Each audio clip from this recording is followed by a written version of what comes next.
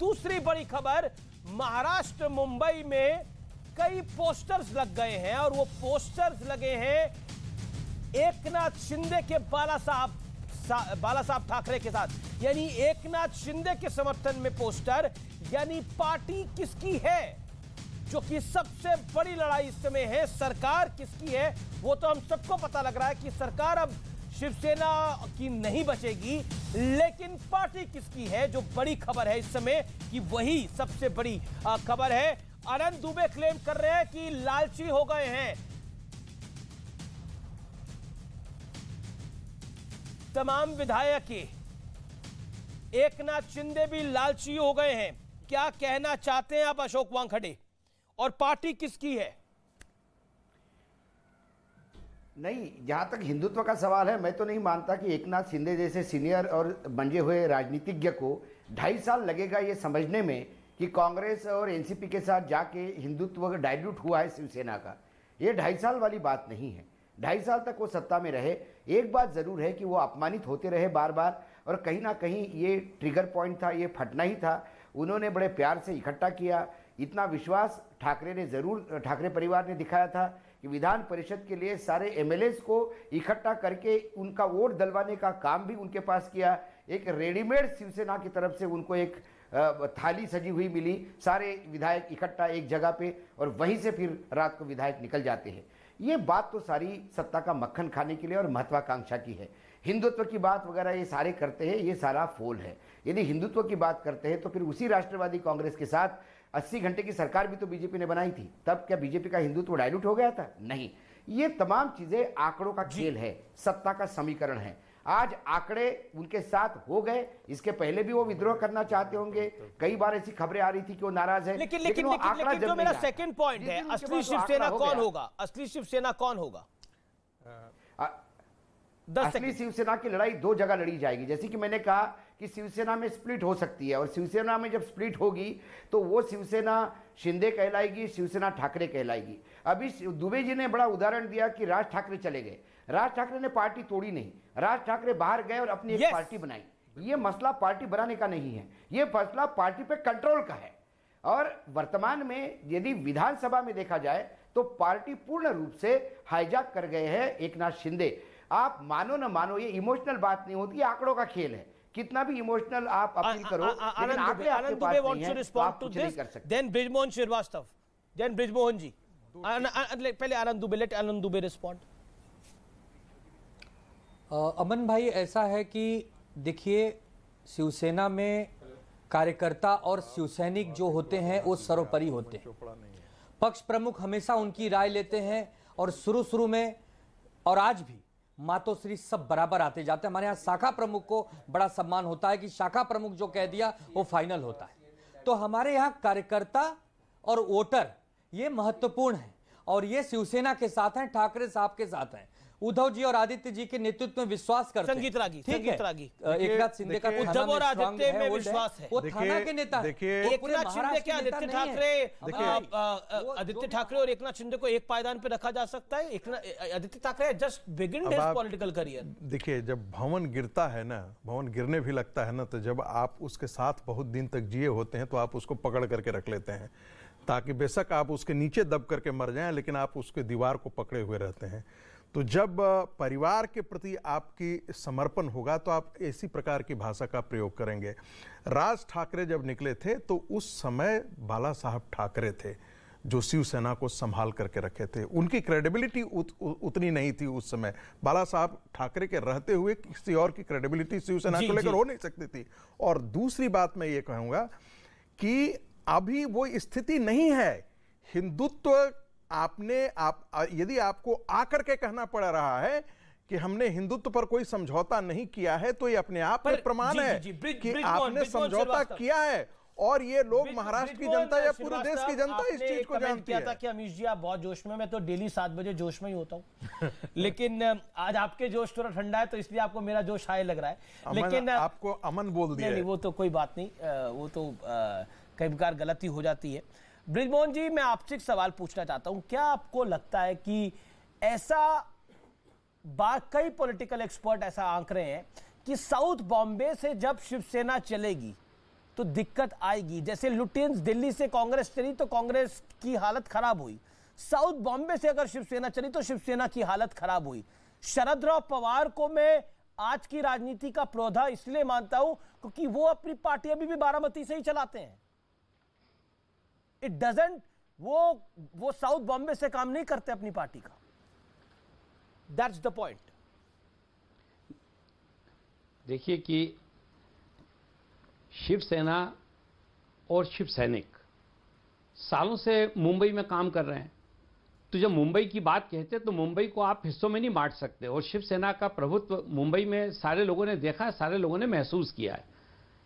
मुझे इसमें अभी फिलहाल दूर दूर तक इस प्रकार की कोई संभावना नहीं दिखती है कि महाराष्ट्र में हमारी सरकार को, महाविकास आघाड़ी सरकार को किसी प्रकार का कोई भी सरकार जाने का या सरकार टूटने की कोई मुद्दा है। वहां पे अभी फिर उद्धव ठाकरे क्यों बोल रहे हैं कि मैं अपना इस्तीफा देने को तैयार हूं, कोई और शिव सैनिक बन जाए मुझे तो खुशी होगी, वही। और शरद राव पवार ने क्यों बोला कि शिवसेना जिसको चुनेगी उसको हम सीएम बना देंगे? बिल्कुल ठीक है, ये शिवसेना का मुख्यमंत्री का पद हम लोगों ने शिवसेना को दिया। उप मुख्यमंत्री का पद गठबंधन में राष्ट्रवादी कांग्रेस के पास आया और अध्यक्ष का पद कांग्रेस के पास गया। ये कॉमन मिनिमम प्रोग्राम के तहत सरकार का गठन किया गया था और उसमें फैसला लिया गया था कि किसके पास क्या दायित्व रहेगा, किसके पास कौन सा मंत्रालय रहेगा। है ना कि कांग्रेस और राष्ट्रवादी तो इंटैक्ट है, शिवसेना में ही बगावत हुई है। राष्ट्रवादी और कांग्रेस तो इंटैक्ट है दोनों। नहीं तो आपकी इस बात से मैं कहां इनकार कर रहा हूं, लेकिन यह भी बात तय है कि आदरणीय उद्धव ठाकरे इस मामले में सक्षम है। वो अपनी पार्टी के मसलों को और अपनी पार्टी में जो उनकी नाइतफाकी हुई है उसको दूर करने की वो कोशिश कर रहे हैं। और जो हर एक नेता का कर्तव्य है, वो परिवार के मुखिया हैं, वो शिवसेना के मुखिया हैं, वो प्रदेश के मुखिया हैं, उनका दायित्व सक्षम है उद्धव ठाकरे। सुजाता पांडे, लेकिन मैं आपसे एक बात कहना चाह रहा था, एक मिनट अमीश जी। जी अमीश जी, दो हाथी चला के ना बैठे होते। अगर सक्षम होते तो आज शिव सैनिकों में इतना आक्रोश नहीं बना होता। आज सक्षम होते तो जनता ये सवाल नहीं पूछ लेती कि वोट तो हमसे हिंदुत्व के नाम पे लिया था और बाद में इतने लेफ्ट हो गए कि लेफ्ट आउट हो गए। तो आज ये जो पूरा मामला हो रहा है, ये सरकार बचाने का हो सकता है, वो भी एक सवाल है। लेकिन सबसे बड़ा सवाल ये है अमीश जी कि ये उद्धव ठाकरे की, बाला साहेब ठाकरे की जो परंपरा है, जो उनकी लेगेसी है, उस पर भी बहुत बड़ा क्वेश्चन मार्क है। क्वेश्चन मार्क तो खैर पहले से भी था जब राज ठाकरे ने एक प्रखर हिंदुत्ववादी का अपना चेहरा आगे किया था और उद्धव ठाकरे सॉफ्ट हिंदुत्व खेलने लगे थे कुर्सी के चक्कर में। तब वो बात दब गई थी क्योंकि बाला साहेब ठाकरे का लिहाज था। आज बाला साहेब ठाकरे नहीं है और हिंदुत्व भी नहीं है, क्योंकि यही दो सुपर पावर थे शिवसेना के पास, हिंदुत्व और बाला साहब। और एक बड़ा इंपॉर्टेंट है आपका जो कहने की मंशा है वो है ठसक। ठाकरे परिवार एक ठसक के साथ महाराष्ट्र की राजनीति करता रहा है। ऐसा कहा जाता था कि सीएम कोई भी हो, लेकिन ठाकरे परिवार जो है, जो बाला साहब कह दें वो मान लिया जाता था। अमीश जी, कई ऐसे मुद्दे होते थे हिंदुत्व के जहां पर क्योंकि I have covered Pramod Mahajan, once Pramod Mahajan said to me on क्योंकि मैं पर्सनल यहां पर एक कन्वर्सेशन को शेयर कर रहा हूं। प्रमोद महाजन, लेट प्रमोद महाजन जी ने एक बात को कहा था कि उन्होंने बोला, अमीश हम रिपोर्टर होते तो उन्होंने बोला कि बाला साहब अगर कोई निर्णय कर ले तो उसको अटल जी को भी एक बार मानना पड़ सकता है, मानना पड़ जाता है, क्योंकि बाला साहब का वो कद है, वो स्टेचर है। बिल्कुल जी, ये ताजा विजुअल आ रहे हैं, शरद राव पवार मीटिंग करके निकल रहे हैं वहां से।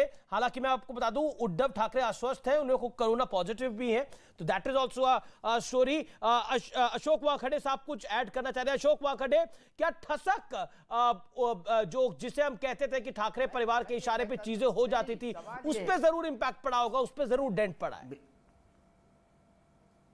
बिल्कुल, बहुत बड़ा डेंट पड़ा है। देखो, उद्धव ठाकरे, बाला साहब ठाकरे हो ही नहीं सकते, अटल बिहारी नरेंद्र मोदी हो ही नहीं सकते। मोदी जी अलग है, तब अटल बिहारी जी अपने साथी जो दल होते थे उनको बहुत इज्जत करते थे, वो बात अलग है। अब वो दो पर्सनैलिटी को आप नहीं जोड़ सकते। लेकिन एक बात बड़ी क्लियर है, यदि हिंदुत्व की बात करनी हो तो आप किसी भी सरकार में रहे बगैर भी हिंदुत्व की बात कर सकते हो। जी। यदि हिंदुत्व की बात है और शिवसेना बाला ठाकरे की बात है तो ये भी कह सकते थे कि सर हम सत्ता से बाहर आएंगे, आप सत्ता से बाहर रहिए, विरोध में रहेंगे हम, और हमारी शिवसेना का हिंदुत्व जिंदा रखेंगे।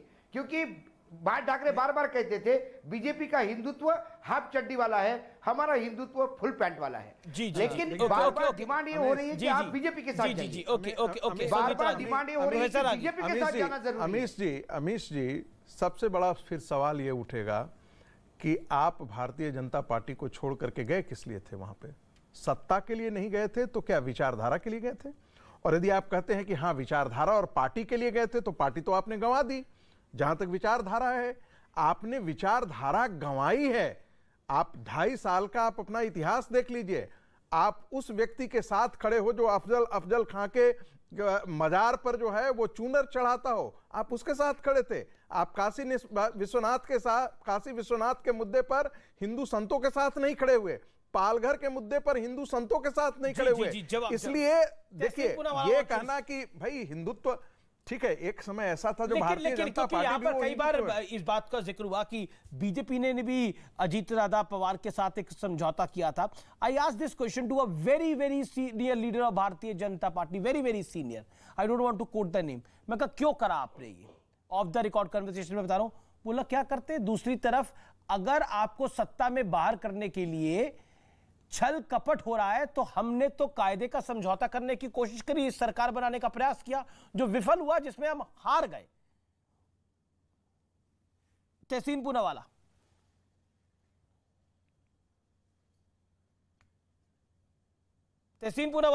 रिस्पॉन्ड टू संगीत रागी। पूनावाला साहब, तहसीन, लगता है आवाज नहीं जा रही। आनंद दुबे, ओके। बृजमोहन श्रीवास्तव कुछ कहना चाह रहे हैं। बृजमोहन श्रीवास्तव जी, मैं रागी साहब से प्रश्न पूछना चाह रहा था। रागी साहब, आप पालघर के साधुओं की बात करते हो, बड़ी आपको चिंता रहती है। क्या आप ये बताएंगे देश को कि उत्तर प्रदेश में पिछले 6 साल के अंदर 39 से ज्यादा साधुओं की हत्या की गई, पीट पीट के मारा गया, और उनमें से एक भी अपराधी अभी तक नहीं पकड़ा गया। इसके लिए कौन जिम्मेदार मानते हैं आप? किसे जिम्मेदार मानते हैं? क्या आप योगी जी की निंदा करेंगे आज इस चैनल पर? सर, योगी जी जो और दूसरी बात मैं बता दूं कि पालघर में 800 लोगों का इंट्रोगेशन हुआ था। एक मिनट सुन लीजिए, 800 लोगों का इंट्रोगेशन हुआ था, उसमें से 120 लोगों के खिलाफ केस रजिस्टर्ड हुआ, उसमें से आज भी 60 से ज्यादा लोग जेल के अंदर हैं। क्या बात करते हैं? की तस्वीरें आ रही हैं, एक सेकंड रुक जाइए। उद्धव ठाकरे की लाइव तस्वीरें आ रही हैं। उद्धव ठाकरे अपने बंगले से बाहर निकले हैं, आदित्य ठाकरे उनके साथ हैं, आपको दिख रहे होंगे। आदित्य ठाकरे बाहर निकले, उद्धव ठाकरे बाहर निकले। ये लाइव तस्वीरें मैं आपको दिखा रहा हूं। पहली बार इस बड़े पॉलिटिकल क्राइसिस के बाद मीडिया के सामने आए हैं उद्धव ठाकरे की लाइव तस्वीर आप देख सकते हैं। और कुछ देर पहले उन्होंने फेसबुक के जरिए देश की जनता को, महाराष्ट्र की जनता को भी संबोधित किया है और कहा है कि मैं इस्तीफा अपनी जेब में रखता हूं, इस्तीफा देने के लिए तैयार हूं। कोई और शिव सैनिक अगर बनता है तो मैं उसका स्वागत करूंगा। यही बात शरद राव पवार ने बोली है कि कोई भी शिव सैनिक बन जाए, हमें कोई दिक्कत नहीं है। लेकिन आपको बता दूं, जब ये गठबंधन हुआ था तो शरद राव पवार की एक ही शर्त थी कि सीएम उद्धव ठाकरे बनेंगे, और उद्धव ठाकरे सीएम नहीं बनना चाहते थे। यह भी मैं आपको बता रहा हूं, उद्धव ठाकरे सीएम नहीं बनना चाहते थे, लेकिन शरद राव पवार ने यह शर्त रखी कि सिर्फ सीएम अगर आप रखोगे तो मैं समर्थन रहूंगा। यानी शरद राव पवार को पता था यह सरकार चलानी कितनी कठिन होगी, स्थितियां कैसी होगी। That's the important point. Ashok Wankhede, क्या आपको लगता है यह मूलतः गलत डिसीजन था कि जिसमें उद्धव ठाकरे सीएम बन जाए? क्योंकि वो किसी को सीएम बना सकते थे तो ज्यादा बेहतर होता, तो चीजें उन पर नहीं आती कम से कम। नहीं, सवाल ये भी है कि जब बाल ठाकरे जैसे ताकतवर नेता शिवसेना को संभाल रहे थे और जब मुख्यमंत्री पद उनके पास आया था तो जोशी जी को मुख्यमंत्री बनने के बाद कुछ सालों के बाद जोशी जी को हटा के नारायण राणे को मुख्यमंत्री बनाना पड़ा, क्योंकि पार्टी की अंदरूनी इतनी झगड़े हो गए थे उनको लेके। तो शरद पवार का ये स्टैंड था कि बाला साहब होते हुए यदि मुख्यमंत्री बदलना पड़ता है और अंदरूनी झगड़े कंट्रोल नहीं कर सकते हैं, यदि स्वयं आप मुख्यमंत्री बनोगे तो पार्टी कंट्रोल में रहेगी, लोग आपकी सुनेंगे। उन्हें यह पता नहीं था कि महत्वाकांक्षी इतने बढ़ गए हैं और उद्धव ठाकरे बाल ठाकरे नहीं है। ये गलती पवार साहब ने की, तो उद्धव ठाकरे की जो पकड़ थी पार्टी पे वो कहीं ना कहीं कमजोर हो गई थी। रही बात ओके। तहसीन पूनावाला मेरे साथ जुड़े हुए हैं, लेकिन प्रोफेसर आगी 40 सेकंड्स। मैं इसमें लार्जर गेम देखता हूं। मुझे ऐसा लगता है कि शरद पवार साहब ने, एक अंग्रेजी की कहावत है, I will give you long rope to hang yourself. उन्होंने एक ढंग से, क्यों कह रहे हैं आप ये? मैं ऐसा इसलिए कह रहा हूं